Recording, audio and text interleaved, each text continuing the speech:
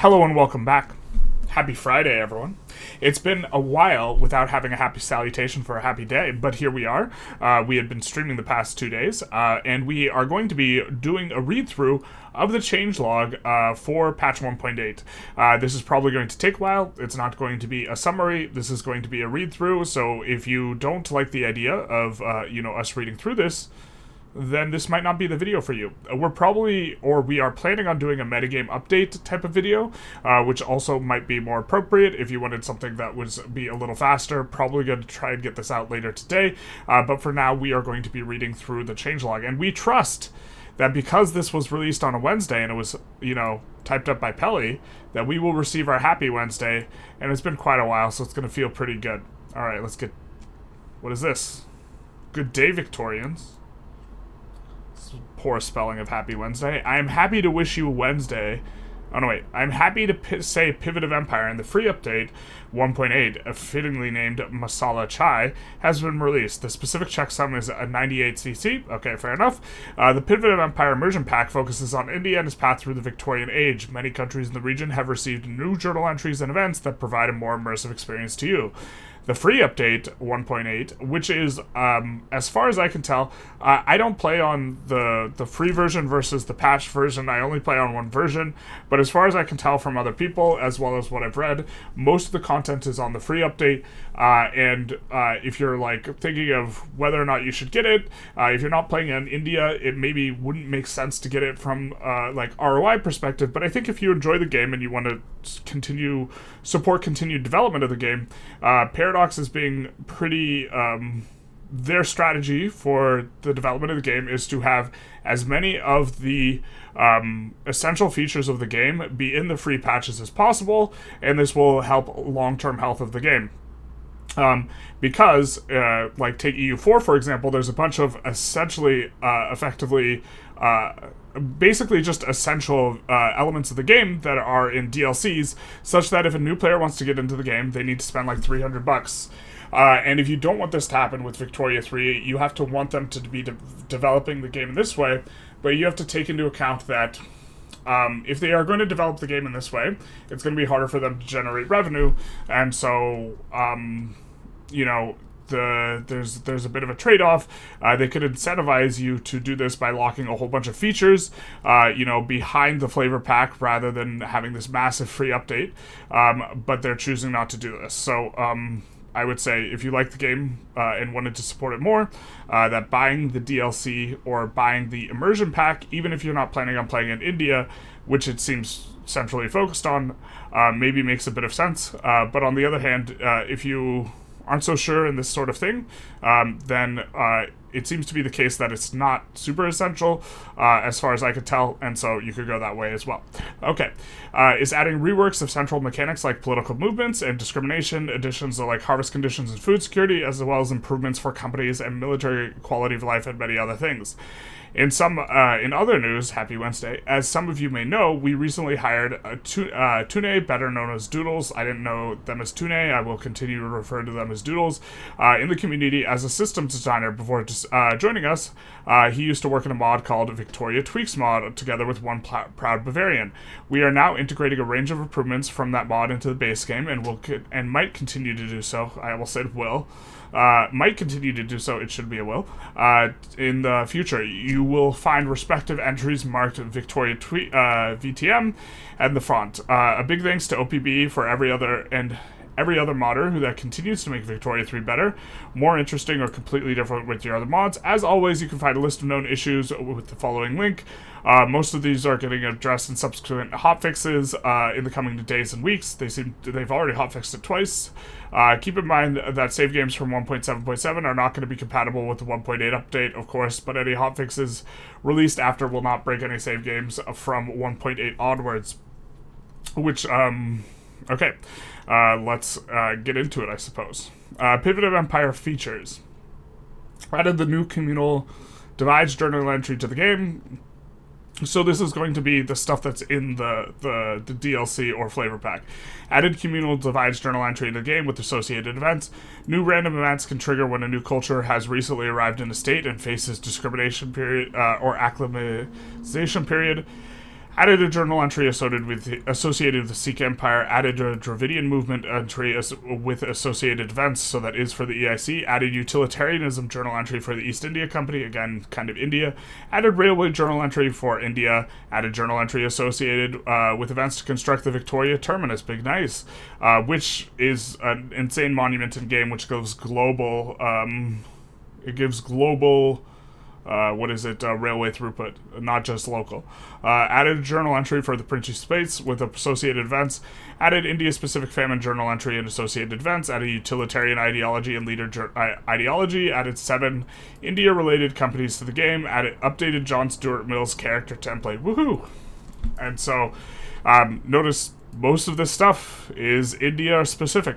There is also a wealth of new art features available with Pivot of Empire, new UI skin, panels, headers, buttons, and menu assets, Indian building set for the 3D map, Victoria Terminus to the 3D map, new clothing added for characters and pops in India, added historical characters, DNA and outfits, added Indian tablecloth for the table, added 2 new loading screens for Pivot of Empire, urban Indian states now make use of the Indian city image, added icon for Pivot of Empire, added theme selector banner for Pivot of Empire. So, as you can tell, this is almost entirely India-related flavor. So, to try and suss out whether or not you would want to get the Pivot of Empire, if you're not playing in India specifically, you're probably not going to see much of the stuff. Something you could also do is just decide to play on 1.8 and decide whether or not you like it, and if you like it, also support, and then if you don't. I know a lot of other content creators are pretty bearish on the patch. I like the patch a lot, but they strongly dislike the patch, so I am assuming it's going to be not for everyone. I think that a lot of the improvements in the patch are subtle, and I perhaps need a much bigger sample size playing with it to see if some of the things that I think will bear out, or if the play patterns... I think that there will be more dynamic play patterns as a result of some of the features that are included in the free update, and I think that these are going to be... they're going to increase replayability because they're going to vary from game to game, but having not played over a dozen, playthroughs on this patch, I can't really know. Okay, achievements. To accomplish all the new features and content... To accompany all the new features and content added in Pivot of Empire, we've added 10 new achievements to the game. Prol Corp added Council Republic with Command Economy, have a company with Max Prosperity. Sounds good. As the Mughal Empire, complete the Prisoner of the Red Fort journal entry, expel the British, and bring all of India under your control. Sounds good. Be prepared. Okay. Be prepared and avert a famine during a high-intensity harvest condition.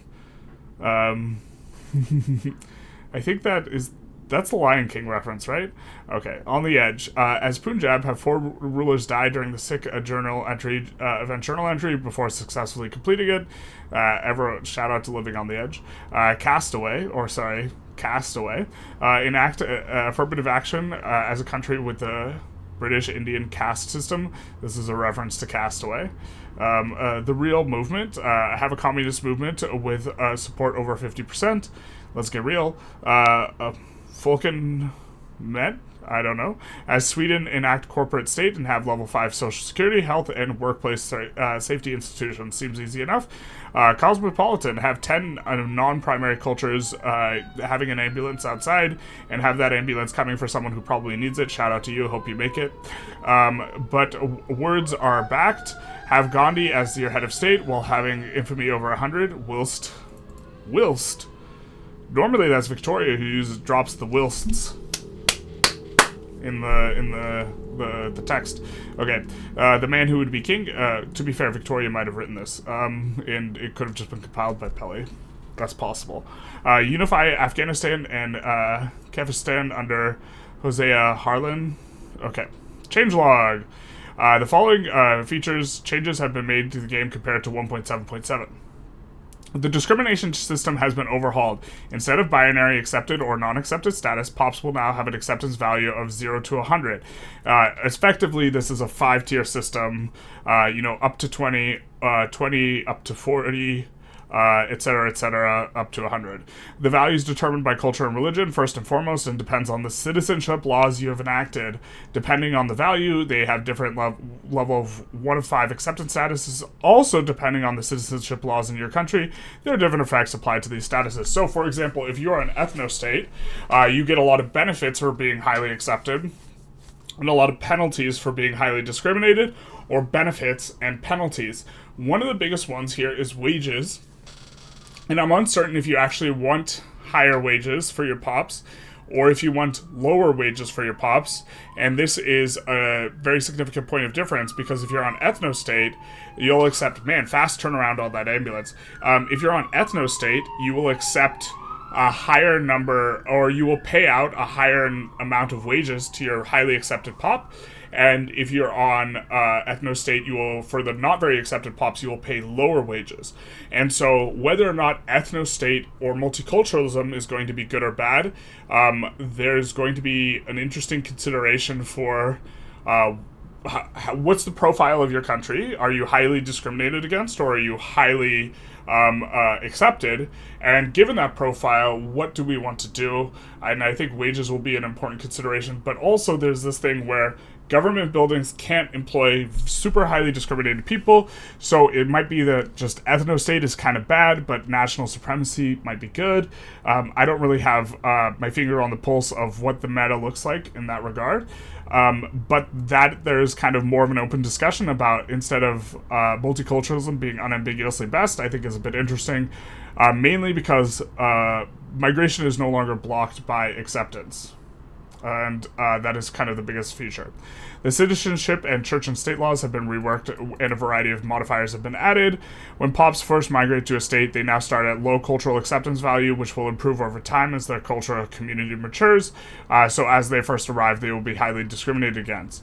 Passing a law that makes some cultures more accepted in your country will now cause them to gravitate towards that acceptance level over time, rather than gaining full acceptance at a value that they're legally entitled to by law immediately. This is really, really nice from the perspective of RP, because passing a piece of legislation doesn't really make everyone culturally accept people, and having it be an equilibrium towards which you trend kind of shows or captures that fact, in that you will have to, it'll take some time before they're fully accepted, but they will be eventually. Reworked the political movement system completely. Huge overhaul. I think this is really big. And I think after playing with it a little bit, I think it's much better. And, reading the dev diaries for this, I didn't think it seemed that great. And then after playing with it, I think it's much better. Political movements are no longer temporary entities, which will just want you to enact a single... Man, some people are dying out there. That's the third ambulance. But long-term, ideological, cultural, religious forces that try and reshape the country to their image. In addition to helping or hindering the enactment laws, movements can also pressure interest groups, resulting in a chance for those interest groups' leaders to get ideologies fitting for the movement. So there's now multiple layers of what's going on, but to kind of summarize a little bit, your leader ideology, or so interest groups' base ideologies will inform what laws they are wanting to pass. Their leader ideologies will overwrite those laws. Now movements, if they are radical enough, will give enactment chance, and further movements will shape which ideologies the characters can roll, and so now movements are a long-term sort of thing. I think now you can no longer bolster or suppress interest groups, but you can bolster or suppress movements. I think bolstering and suppressing movements is pretty strong, pretty interesting. Reworked secessions and revolutions to work with the new political system. All civil wars now come from specific movement and aim either to put that movement in charge of the country or to secede.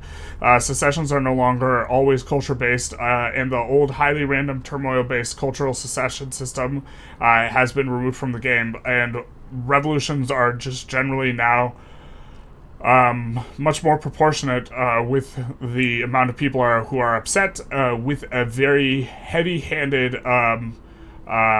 extra bonus to the military. So if the military is part of a revolution, the revolution will just generally be a lot stronger.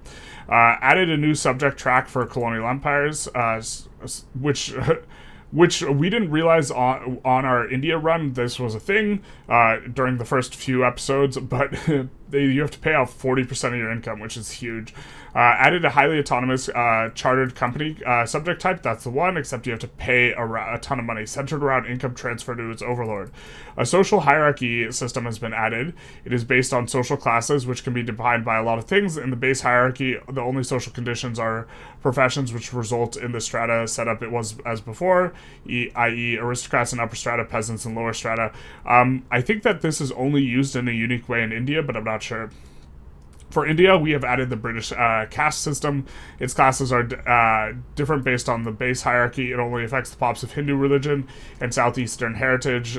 So the other, the European pops you have in India will not be affected by this, as far as I can tell, or as far as I know, or based on how this reads. It comes with its own law group, which will affect the flavored social classes directly, depending on which law is active. Added the food security value, which measures how easy or difficult it is for a pop to acquire the food they need to survive. It's based on availability of goods and how much of the money the pops spend on food.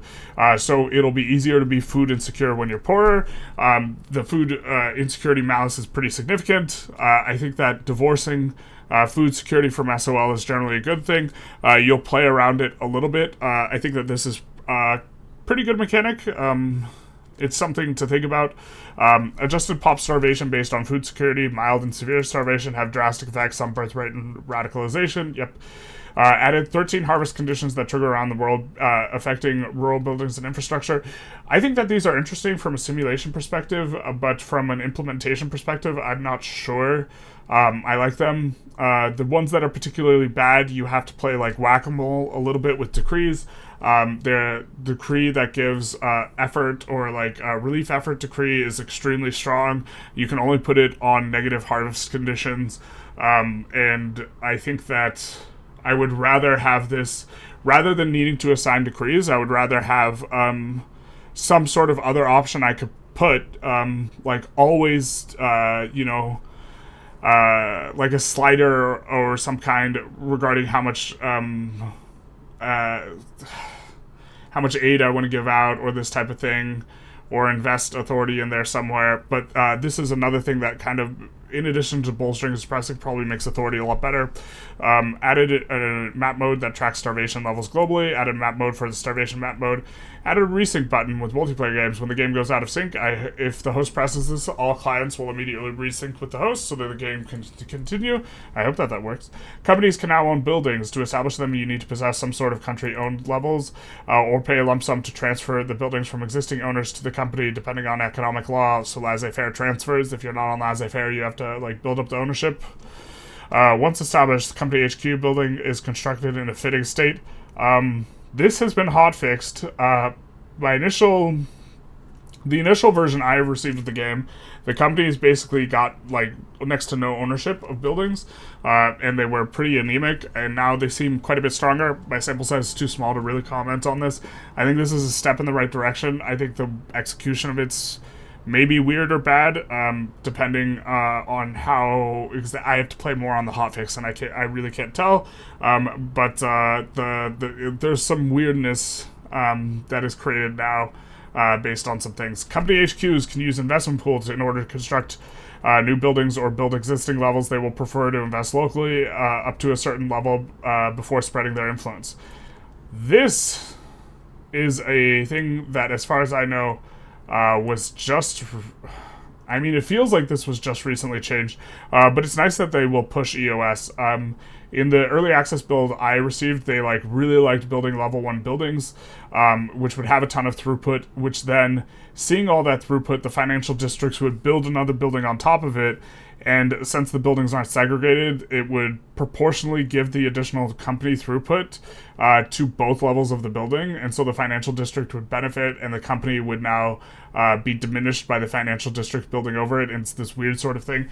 Now, with the way that they've hotfixed it, As far as I could tell, this still happens, but the company is greatly favored in terms of who is going to be building buildings of that industry, and if they get a sufficiently large market share, you don't, like, the dilution effect is going to be much less significant, and the company will become powerful in this type of stuff. But this is a lot to unpack. Overall, I think it's a step in the right direction for companies, but maybe before the hotfix, I thought the 1.7's company implementation is better. Now I'm not sure. Company throughput and construction efficiency bonuses now apply only to the levels they own directly or to which they're constructing. To compensate from this, the bonuses are drastically increased.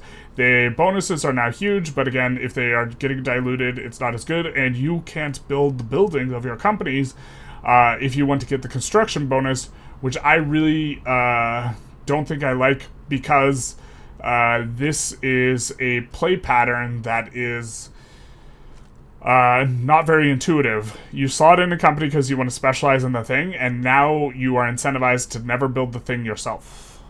Because if you build the thing yourself, you will not benefit from the construction speed. So, states and their cities and towns can now change names based on things like culture of their owner. States and cities can now be renamed by the player. Really excited for playing multiplayer and having everyone change the name of their stuff to whatever it is, like whatever's controversial. Generalist really truly does love hippos. Hippos are terrifying. They're the most, like, the thing that's going around on social media about that, like, cute looking hippo, like, hippos are killing machines. They are the, like, animal, like, if you know anything about animals, they should be the animal you would least like to ever encounter in the wild. They're, like, monstrously vicious. This is such a tangent, but, like, they will kill you. And they can swim, like, almost as fast as a speedboat. If you, like, see hippo's ears in the water, you're just dead. Yeah, someone's going to rename something Generalists Love Hippos, and that's not the case. I'm terrified on a constant basis. Military formations can now be moved to fronts, HQs, and C nodes using right-click, and they can be selected using a click and drag. We're not used to this in the UI, but yeah, multiple formations can now be selected and deployed or stationed together. You can now drag to select multiple military formations with the mouse. This is going to take some getting used to, because we're still used to not having this feature, but this is going to be nice. Added bulk nationalization. Oh my god, this feels so good. You can filter stuff. You can choose to nationalize everything based on certain heuristics. It's fantastic. Added a pause on event setting to the window message settings window. It will unpause after all events are resolved. Will show paused by event message. Interesting. If the player wants to keep the game paused, just unpause the game while it hasn't been resolved, and it will return to normal pausing mode. Okay, fair. Improvements. It is now possible to add some types of war goals, such as conquering returning states on behalf of subjects that are on your side in the diplomatic play. The infamy is added to the overlord in adding the war goal. This is really nice. You can kind of effectively vassal feed. It is going to use your infamy either way, so it's not like free. But if someone has a return state casus belli specifically, it's really nice because you do get the discount on the return state. When a revolution ends or a secession is crushed, the pre-Civil War capital state is now restored to capital status if it ended up siding with the rebels. Really nice because capitals can now rev. Pop types now check for starvation rather than standard living to determine their level of political engagement. This is going to be a bit of an interesting one to kind of suss out how this affects things, but this might create play patterns where you care about stuff other than just the economics more often, which is maybe interesting. Sphere of influence made the ideological union power block action force regime change more usable. Instead of looking at the total difference in progressiveness above 100, it's now enough if one of the two categories is different enough. Additionally, the minimum cohesion value to activate it has been reduced from 50 to 25. That's interesting. I still think ideological union's pretty weak power block, and going into this patch, without talking too much about balance, I think Sovereign Empire is now much, much better relative to Trade Empire, and those were kind of the, or not Trade Empire, Trade Union, whatever it's called, and those were kind of the two big kids on the block. It's now always possible to use the increased autonomy and independence war goals when being directly targeted by your overlord in a diplomatic play. That's good. Debts related to, I think before you didn't used to be able to. Debts related to wars are now tracked by culture, and each participant will lose war support relative to their acceptance status for your cultures of the debt of the pops on both sides to different degrees. The implication of this is that it will be easier for you to stay in wars if your country discriminates against the cultures of combatant pops, and harder if you're very accepting in a war where either party uses their population as cannon fodder. Except for the tick below zero system is silly either way, so this isn't particularly important because war support is really just about forcing your opponent below the tick below zero condition or you staying above it. I really think that mechanic should be changed. This would be much more interesting if it actually meaningfully was important, but fundamentally it's just about ticking your opponent below zero when you can't be ticked below zero. I suppose it incentivizes you to build armies overseas, but they can't deploy up as well. I don't know. Change the doctrinal lapse from a decision to a subject interaction. Overlords are now, I still think it's not worth it on the infamy, but since it's a subject interaction, you can now target specific countries with it. And so it might make sense because now you could target the biggest countries and doctrinal lapse them. I think you annex them all when you form India anyways, though, so it's not worth it. Unless you're planning on doing the Bengal trick, where you release all of your subjects as you get free from the UK. Overlords are now able to support their subjects to war regardless of their relations level. Taxation levels will now affect the expected standard of living instead of directly generating radicals. This is an absolutely huge change to the metagame. This makes very high taxes really untenable.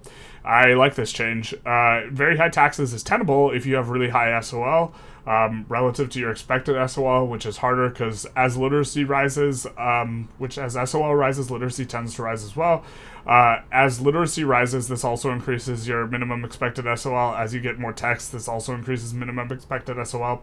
And so I'm not sure how easy it is to get above the level where you can eat, specifically on the lower rung pops. On the higher rung pops, it's not as big a deal, but on the lower class, it's really hard to get out ahead of the radical generation from increased minimum expected standard of living. Which states will side with the rebels in civil war now depends on the type of support it can bring in. Popular support tends to result in more states overall rebelling. Military support tends to result in a greater share of the Army and Navy rebelling.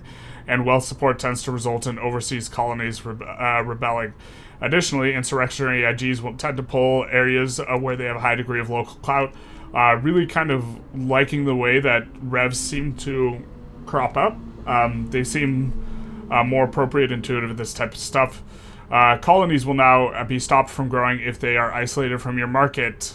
This is a change. I think this is a Victoria Tweaks change, so I don't know why this isn't VTM tagged. This is a change we weren't expecting. It's a change we're going to have to get used to because it does mean that you have to build ports in your colonies pretty aggressively in order to keep them going. I think, so after they have like their first level, you got to build a port.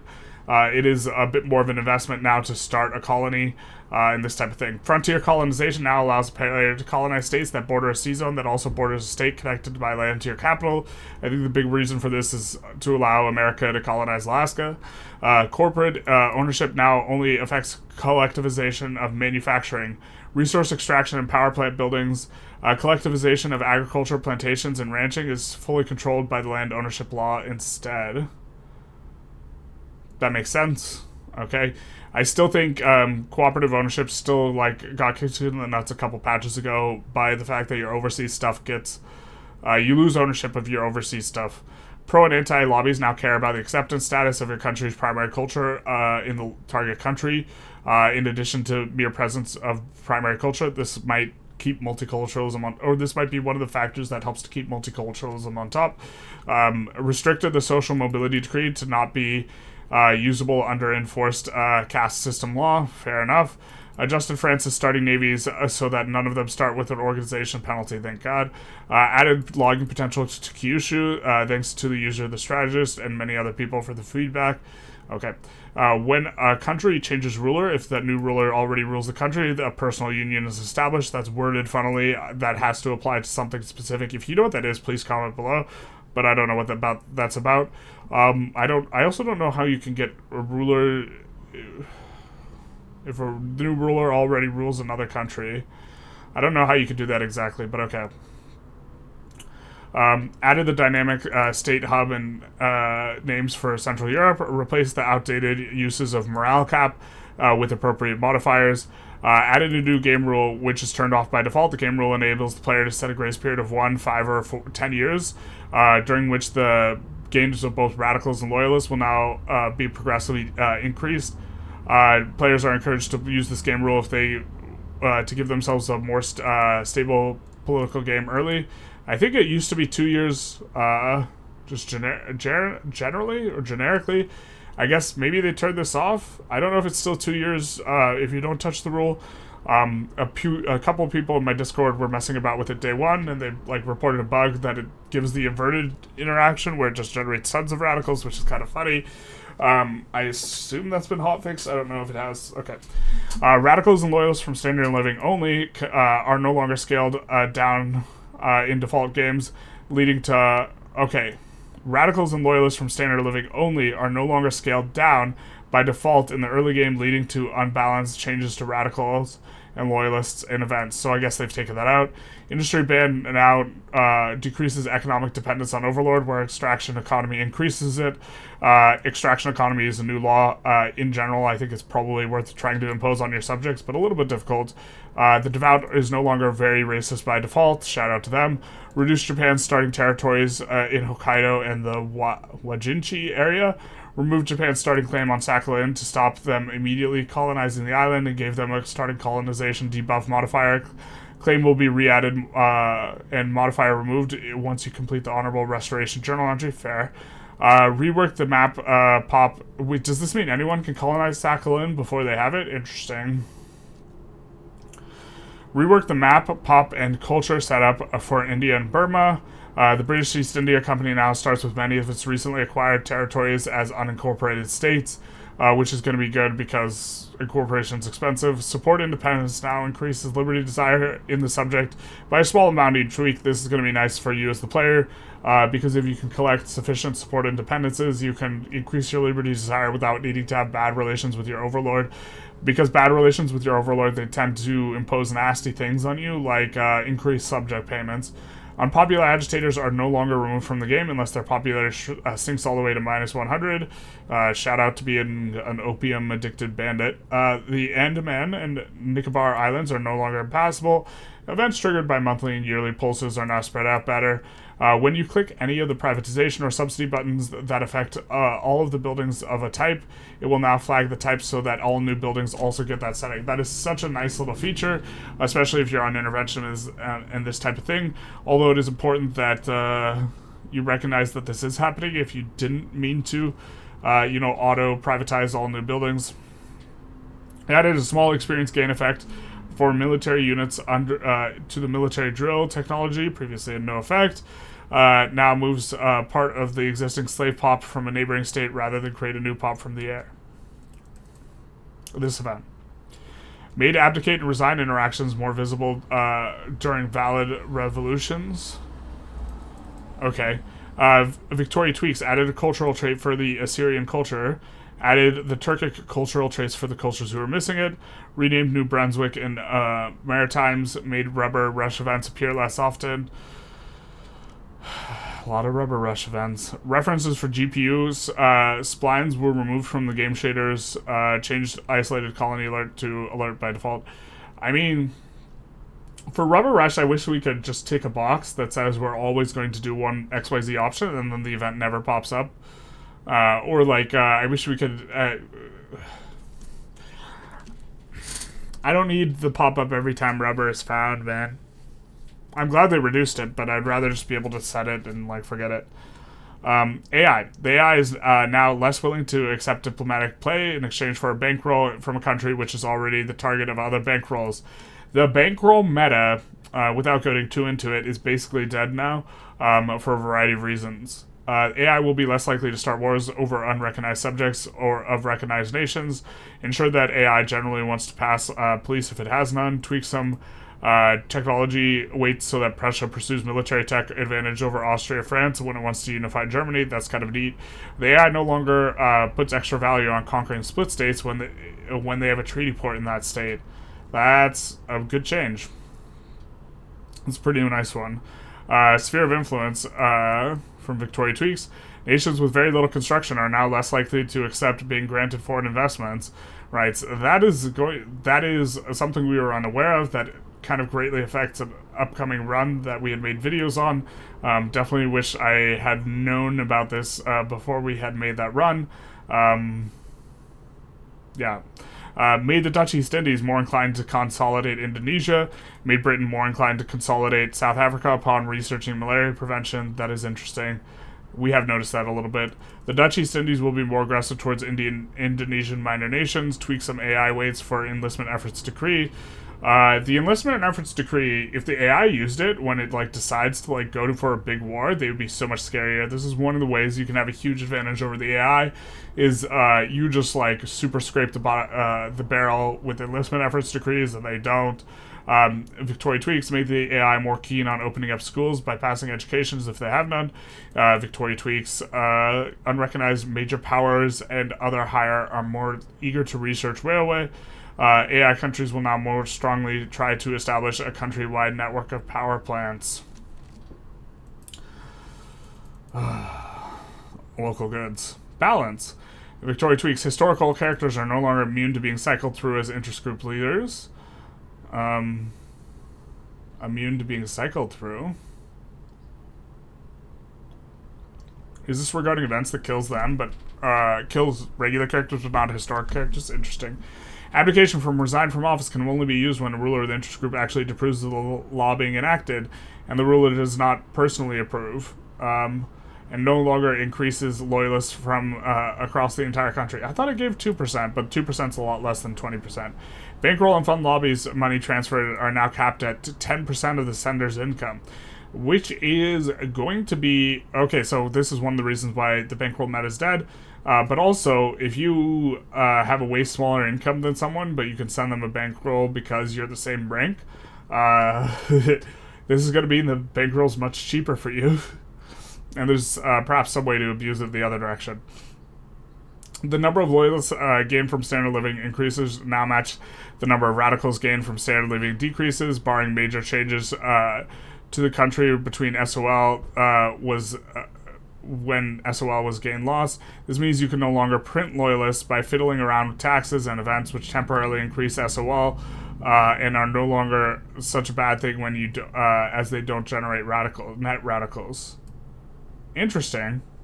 So yeah, before it used to be that yo-yoing back and forth with no modifiers was bad because you generated more radicals at base values, but if you stacked a bunch of modifiers, yo-yoing would just print free loyalists. And so now those modifiers, most of the things that gave modifiers to that are instead giving modifiers to radicalism inside of movements, which is going to take some getting used to. Wages for more accepted pops are now higher under more discriminatory laws, and wages for less accepted pops are lowering, meaning that becoming more tolerant will overall flatten wages and result in reduced standard of living for your primary cultures, religions, pops. This is kind of a big deal. And I'm still uncertain whether or not having high or low wages is good. There's value to each one. The main one being is that money, buildings generate value. They generate value equal to the output goods minus the input goods, and then it's paid out in one of two ways. It's paid out to either wages, or it's paid out to the weekly balance. The weekly balance gets filtered through free money modifiers like the capitalist investment pool contribution efficiency. Wages do not get filtered through free money modifiers, but they will generally increase SOL. I don't know if you care more about the economic value of filtering through free money modifiers or if you care more about increasing SOL. So it's hard for me to kind of evaluate whether you want wages high or low. But with the high taxes being significantly nerfed, it's probably the case that you want to run low government wages in terms of the weekly or not the weekly, in terms of the ledger balance budget thing. Interest groups now add stall chance for laws if they are unhappy or happy. Whether or not they're in government now only matters for adding success chance. This is a pretty big change, especially because if they're happy, you can kind of sneak things under them. And it's pretty significant. And so the overall law pass system seems a lot more dynamic. Agitators now provide a large amount of movement attraction relative to the fraction of the pops that are part of their interest group, meaning that they can be used to pull an interest group towards being pressured by and thus getting leader ideologies from their chosen movement. Agitators do seem kind of significantly more important, and I like that they're important not just for trying to pass a law specifically, but for actually pushing a movement. I think that this is good. Grant leadership to agitator now requires the agitator's interest group to be pressured by their movement. So if you can't, this is something we noticed, if you can't put them in, then you want to bolster their movement until it pressures their interest group. Victoria tweaks. Barracks now provide a baseline training rate, but their training rate per level building has been slightly reduced to compensate. Okay. Increase the amount of manpower required for defeated admirals to return to a mission from 50% to 75%. Fantastic. You as the player can still abuse, I think, by hiring and firing admirals. Victory score from defensive battles has been reduced from 100 to 50. That's a bit of an interesting one, but sure. As a player, you can often abuse the AI by just being defensive initially if the war is then even slightly close, and wait for them to kind of meat grind some of their troops out before choosing to advance yourself. Charity hospitals and religious schools will now provide respective institutions at a 20% bureaucracy discount, but generally speaking, I believe religious schools doesn't give as much education access as public schools, for example, and charity hospitals was never as good as public healthcare. So private healthcare and private schools will now provide respective institutions at 40% bureaucracy discount. And I think that this stacks additively, these discounts stack additively, with discounts gained from having the power block mandate thing, the power block principles.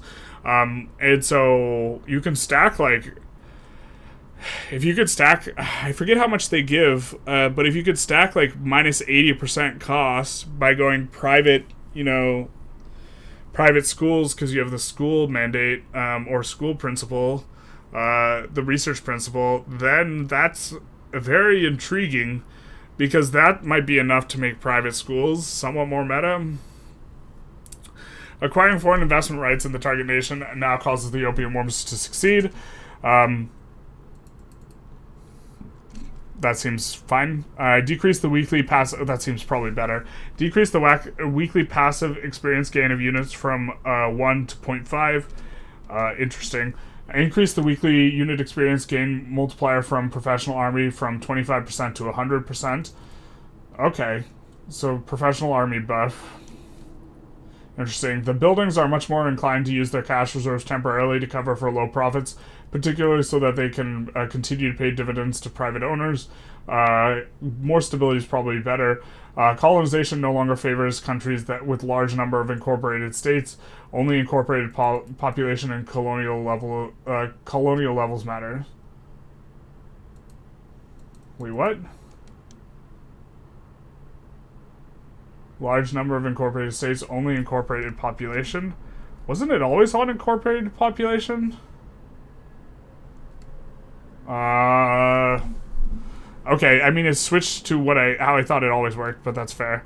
Colonization speed, bonuses and malices from excessive, difference in province size from norm, as well as speed penalty for population size have been added. Interesting. Province size from norm, as well as speed penalty for population size. We noticed Alaska colonized basically instantly. Retooled emergency relief decree to have more relevant effects against starvation in harvest conditions. Now you can only put them on a starvation harvest condition. Added food security modifier to charity hospitals and welfare institution. The extra food security is actually a bit of an interesting one. Being food insecure is a really bad modifier. It also increases radicalization, so Food security is probably something to like actually monitor over the course of a game. This actually makes it so that stuff like not just charity hospitals, but the welfare institution. The welfare institution only does stuff when you have unemployed pops, or it only did before. Now it gives food security even for employed pops, so I think that this is a pretty big deal. Added harvest condition impact modifiers to the National Guard. I really don't know which one of these things I think is best now that they've taken modifiers away from increases and decreases from standard living from loyalists, because this makes guaranteed liberties, which was previously, in my opinion, much better. This is no longer... It's no longer... You no longer can end up generating a ton of loyalists by having guaranteed liberties. Now National Guard might be best. I'm not sure. Commanders can now only be retired after they've served for at least a year. No more hiring and firing commanders. Commanders can now only be picked as an interest group leaders after they've served for 10 years. So this is a pretty substantive change, because now, if you want to do manipulation through commanders, you are going to have to be really proactive about it, and you can't just hire and fire and this type of stuff. I think that these changes are fantastic, because it gets rid of the metagame where you are hiring and firing generals for forever to pass multiculturalism. It was really asinine. It removes an access through which you can abuse, and a lot of the changes remove access through which you can abuse things. But this is a pretty big deal. The forced nationalization war goal now costs much less than infamy to add. I think it's 5 base. And it doesn't scale based on population, such that it actually seems reasonably good. I think we're going to do it in our India run. We're going to nationalize all the British buildings. Victoria tweaks, increases obsession spawn chance. We haven't seen an obsession spawn yet. Some obsession spawning can be really good, in particular small arms obsession spawn. So I'm curious what makes them spawn is flooding the goods. So it's probably the case now that you actually want to uber export small arms to try and create an obsession. Maybe? Okay. Made fascist ideologies object to the Council Republic Law. Object to the Council Republic Law, sure. The Tanzimat reclaimed Syria. Journal entry now grants the Ottoman Empire increased diplomatic play and maneuver. Interesting. Arranged incident interaction. I wonder if this is forever. Accident is interaction now more likely to succeed depending on one's level of secret police. Oh, that makes sense. Protectionism now has a 25% leverage resistance effect. I like that change. Remove standard living modifier from charity hospitals. Standard living... Oh, interesting. Added drought impact effects to the fertilizer, PM, and farms. Interesting. Added harvest condition impact modifiers to pollution effects. Added harvest condition impact modifiers to text. We've seen several of the ones through text. Colonial growth will now prioritize coastal provinces, resulting in more uniform colonies. Kind of a fan of this. Easier to get put out of Kenya. And here's the big one. The one you guys are all here for. Chainsaws tools input has been removed. Oil input's been removed from 4 to 5. Added 1 engines as input. No longer adds 200 machinist jobs. Increase engineers jobs only by 50. Chop chop. Big nice. The cost of chainsaws has gone down by about 2/3, and the amount of labors you save has increased by 2.5x. And the PM's still not very good, but now it's reasonable. Now you slot it in, specifically when you don't have a lot of... I think it's actually extremely good when you don't have a lot of demand for oil, and then if you have a lot of demand for oil, it starts looking less and less good. It's roughly 28 ducats worth of input goods per 100 labor saved, which is a little on the expensive side for a labor saving PM, but it's within the realm of reasonability. It used to be 60 per labor saved. It used to just be super, super awful. Now it's definitely a reasonable PM. We used it in one of our runs. We used it in the olden run where we got as deep as chainsaws so far. So, yeah, fantastic. chainsaws is now a reasonable PM. Decrease the wood input for rayon PM from 30 to 10. Decrease the dye output from 30 to -10. Decrease the silk output from 40 to 30. Increase the numbers of machinists by 500. No longer employs an additional 500 engineers. I assume this makes this profitable. Previously, this was the only PM in the game that actually had negative profitability. Excluding labor-saving PMs, which all have negative profitability, but they cost less laborers. And so this, you would, never turn this in except in really niche cases. I haven't taken a look at this closely, but this is a pretty significant change in regards to the PM. And so I assume it's going to actually be profitable and reasonable now. The industry writ large wasn't that good, but if this PM is good enough, then maybe you actually want the chemical industries that you want to use them. Decrease the oil input for decrease the oil input for automobile production from 20 to 10. Increased automobile output from 25 to 30. This is a huge change in net profitability because they decreased the inputs. I think oil has a base price of 30, so they decreased the input price by 300, and they increased the output value by 500 because base value of automobiles is 100. This is now, it went from 100 net profitability, right, to if you are adding an additional 800 to 900. The PM is now very, very nice. I don't know if it's one of the most efficient per oil, because they've changed some of the oil PMs, and so I need to take a closer look at it. But automobiles have a bunch of other good downstream effects. They have some negative ones. I think previously we would never turn on the cars. Now I think cars PM is probably worth using, and we need to evaluate a little bit closer. Specifically, increased demand for transportation is created when you don't use cars, and this one's really hard to evaluate because increased demand for transportation makes it so you have to pay out less in a subsidy to your railroads, and it makes your railroads more profitable, and so it's kind of hard to evaluate. Also, automobiles still reduce the amount of engines produced, and engines are kind of an inferior type of industry, generally speaking, because they're not that efficient. Although with automobiles, they're a bit more efficient, and they have really inefficient input goods in the form of steel. And so there's kind of a lot of moving parts here. I'm not sure what all the answers are. I don't have the answers, Sway. Let's continue. Dutch East Indies now starts with cultural exclusion law. Remove generated leverage from increasing relations. This is fine. They added an enormous way to generate leverage anyways in the new interaction, which is probably going to be in this changelog. The change for any commander to be picked as the next leader of an interest group is now reduced if you have a very large number of commanders compared to the size of your army navy. The chance.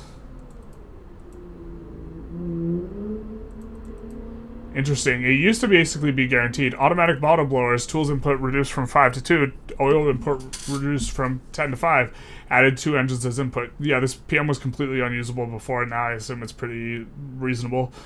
Changed the laws on various Indian nations to reflect their historical nation. Added iron mines to the Sikh Empire, that'll make the start much nicer.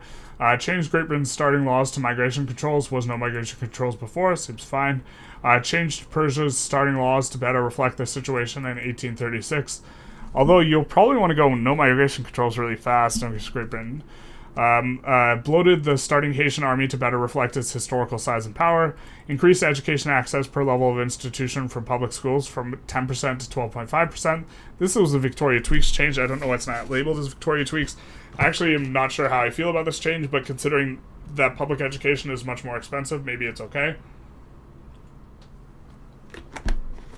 It does make it so that you'll have more education access on public education than you will on religious schools. So I think a lot of people are okay with that kind of change.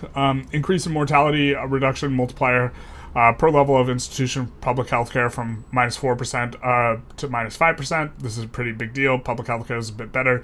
A pro-Republican revolutionary reaching above a certain threshold will now cause France to fail the divided monarchist journal entry. Okay.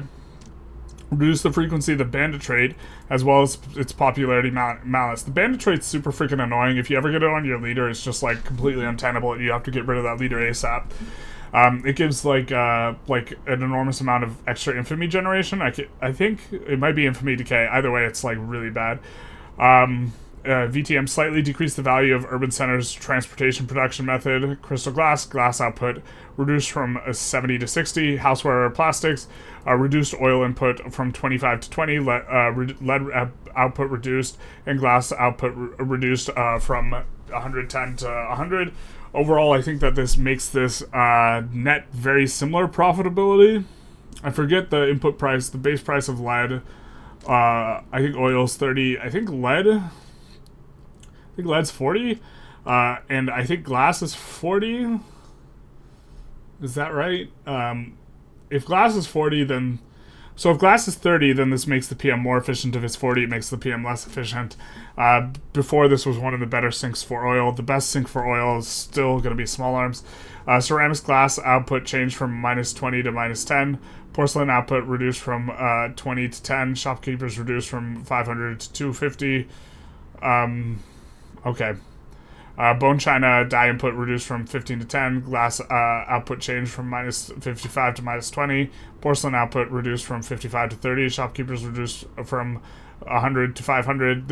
I guess they're addressing the fact that you would often want to split the PMs in a lot of your things, and this was a lot of micro rather than just have everything on whatever the most latest kind of luxury PM is, because you would just overdo ceramics and glass would be too expensive, so you need to have some glass specializing one.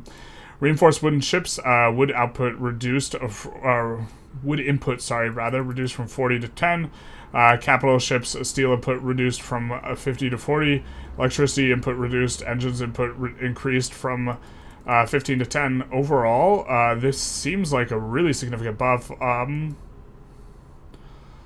PM was already good on capital ships, if I recall correctly, so that's crazy. It's going to make building Navy in the late game for, like, reasons a little bit better. Reduce the territory of Hawaii infamy event gain. Changed countries in Germany to now start off with freedom of conscience. Set the correct faith for the rulers of Baden, Württemberg, and Saxony. We have art stuff. You can take a look at it. It's nice. We're going to kind of skip over this. We have audio. You can listen to it. It's going to be nice. Yeah. Cargo ships don't sound so overwhelming when they mix far away. Interesting. But you can listen to these things. Content. Reworked the Sepoy Mutiny journal entry. Added new military assistance diplomatic action, which permits the country to improve another country's armed force. I really don't like the way that the cost is calculated in this. It increases the sender's... military goods costs, which is a negative money modifier, so it just deletes money from the economy effectively.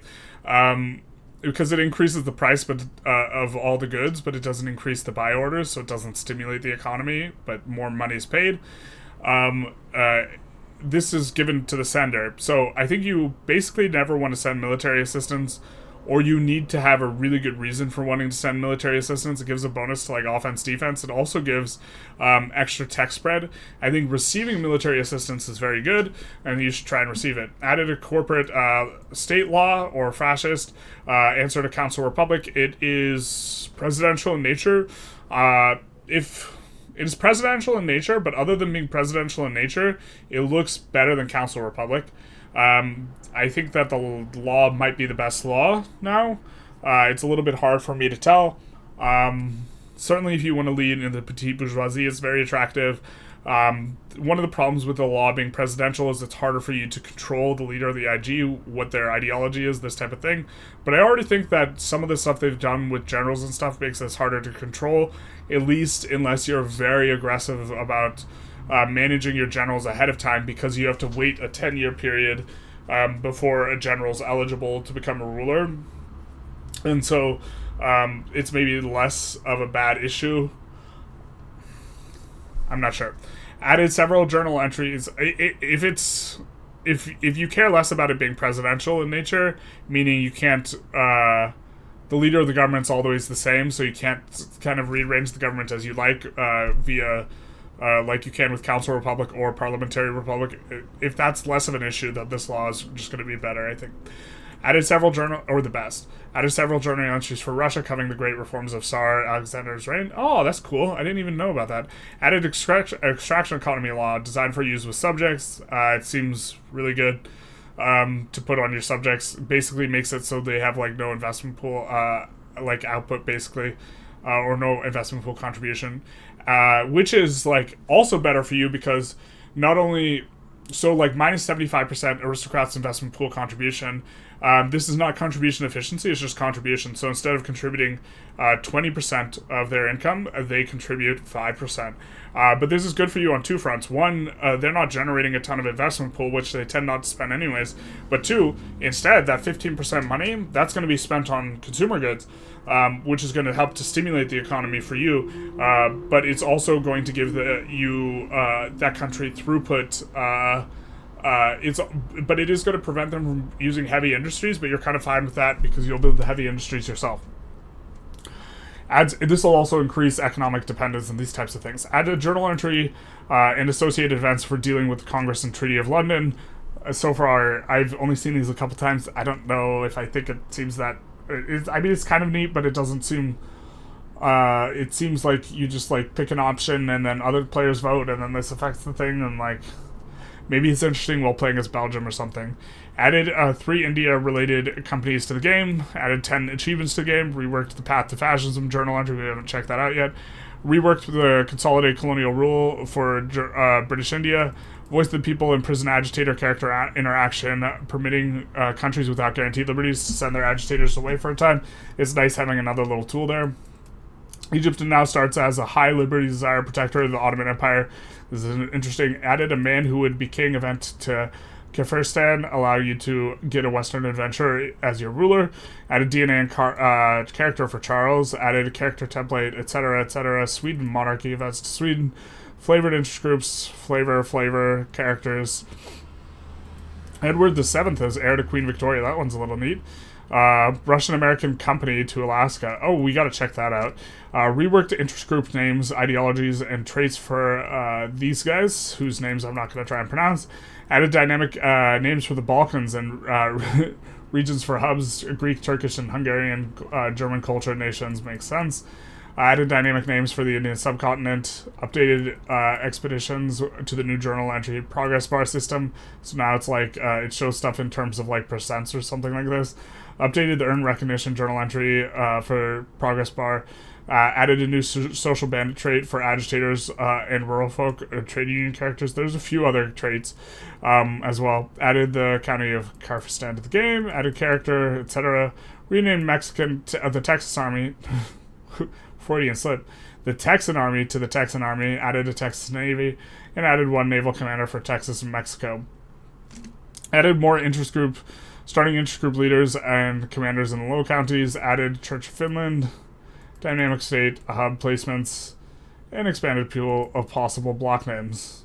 Okay, for the interface, we are going to skip through this. They have changed some stuff on the interface. Some of it's been pretty good. For the really big UI stuff, they had put it in other parts of the changelog, and so I don't want to go over this like line by line, and also I don't want to go over it not in-game, where we can't just like see the difference.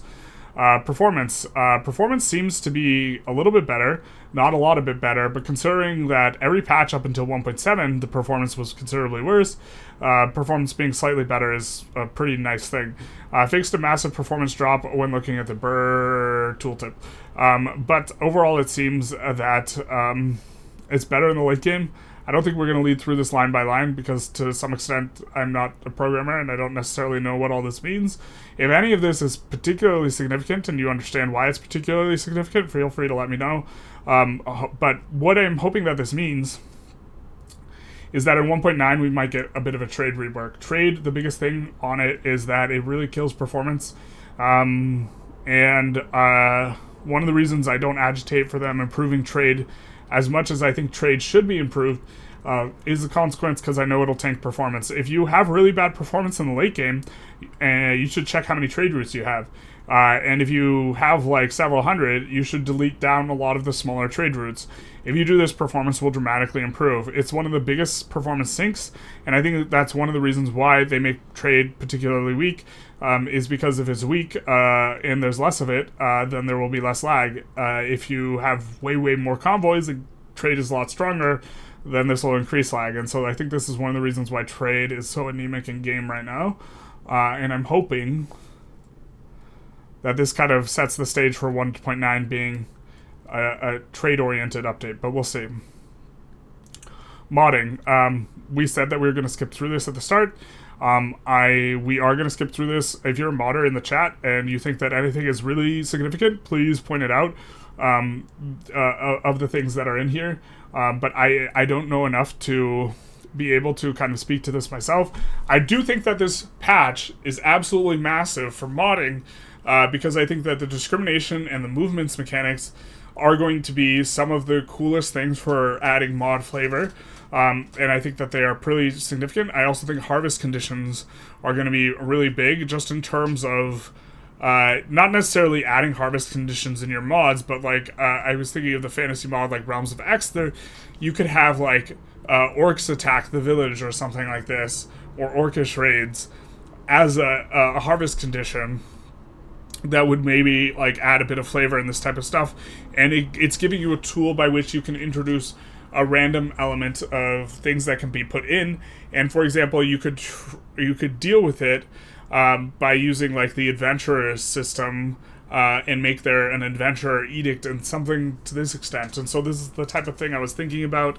I think that it's probably a big deal to have these like infrastructures in here for modding, and that modding is going to get quite a bit more interesting, or mods are going to be able to add a lot with these tools. For bug fixes, we are not going to read through these. There are bug fixes. Opium Wars will no longer trigger twice for a country that honors treaty port. Shout out to this. You know, this is going to be a good one. But there's a lot of stuff in here, but we're not going to... Now collectivizes arts academies and railways. Okay. We're not going to read through this line by line, because I don't think I necessarily have too much to say on it, other than, wow, that sounds like a bug, and I'm glad that they fixed that. If there's any bug fix that is absolutely massive, feel free to point it out that you are aware of. Make sure that the peasants will be more politically active after researching political agitation instead of less. Yikes. I guess we'll take a look at the Victoria Tweaks ones. Countries can no longer break defensive pacts and alliances on the same side of a diploplay. But yeah, for the most part, this is going to be like, wow, that seems like a good thing they fixed. I'm glad they fixed it. Fixed a bug that caused Tanzimat education reform journal entry to target the wrong literacy. That's actually a kind of nice one. So before, this was an uber bait, and you should never go for the education reform Tanzimat entry. I guess maybe it's worth going for now. But anyways, that's all. 25 pages of fixes and improvements. As you can tell, this update is going to be a massive one. We have worked on it all hard, and I hope you enjoy this. If you happen to find a bug, please report it using this link. AKA, don't report in response to this post. As we usually do, for the next Dev Diary, we will provide some thoughts around how the release went and how things we would like to address in the future. One last thing before we go and say enjoy 1.8 and Pivot of Empire. Later today, which is a couple days ago, the base game for Victoria 3 will be free for the next few days. And let your Viki friends know. Yeah, I bugged the community managers to know whether or not this was free, and I'm kind of sad they didn't get back to me, or didn't let me know, although obviously they didn't want to reveal it. But had I known, I would have prepared a whole bunch of like super beginner tutorials, which was why I was asking. But anyways, that is kind of a read-through of some of the changes here. We will be, again, trying to do kind of a metagame update type of video, which will include, obviously, talking over a lot of these changes. A little bit later, probably going to try and... I have a notepad with some notes for things. Probably going to be trying to get that out later today. But in any case, I hope you guys enjoyed. If you did, please feel free to like, comment, subscribe. You know, do the YouTube algorithm thing. And other than that, have a happy Friday.